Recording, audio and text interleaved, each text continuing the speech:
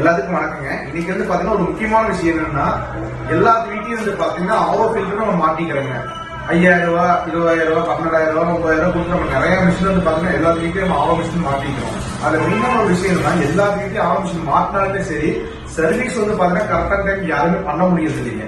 இதனால என்ன ஆகுதுன்னா, மிஷின் மாட்டி 1 இயர் 2 இயர்ல வந்து பாத்தீங்கன்னா நிறைய பக்கம் வந்து பாத்தீங்கன்னா மிஷின் கம்ப்ளைண்ட் ஆகுது. அதுக்கு மெயினான ரீசன் என்னன்னா, இந்த ஸ்பன் ஃபில்டருங்க. இந்த ஃபில்டர் வந்து பாத்தீங்கன்னா நீங்க வந்து இந்த ஸ்பன் ஃபில்டரை எவ்ரி 3 months ஒன்ஸ் நீங்க கம்பல்சரி மாத்திதான் ஆகணும். ஏன்னா இப்ப வர வீட்டுக்கு வர எல்என்டி வாட்டரா இருக்கு, போர் வாட்டரா இருக்கு, கார்பரேஷன் வாட்டர் எல்லாத்துலயுமே வந்து பாத்தீங்கன்னா மண் அதிகமா வந்து உங்களுக்கு டெஸ்ட் ஃபார்ம் ஆகி தான் வருது எல்லாமே.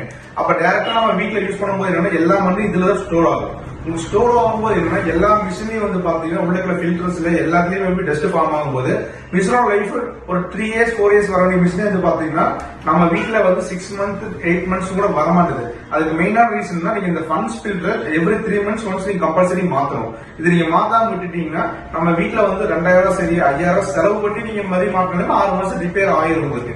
இப்ப நிறைய பேர் இந்த கம்ப்ளைண்ட் எதனால வருதுன்னா, எல்லா வீட்லயும் ஸ்பன் ஃபில்டர் கரெக்டான டைமுக்கு மாத்துறது கிடையாதுங்க. இது முடிஞ்ச அளவுக்கு எல்லாருமே ஒரு 3 மாசம் 4 மாசத்துக்கு கம்பல்சரி மாத்திருங்க.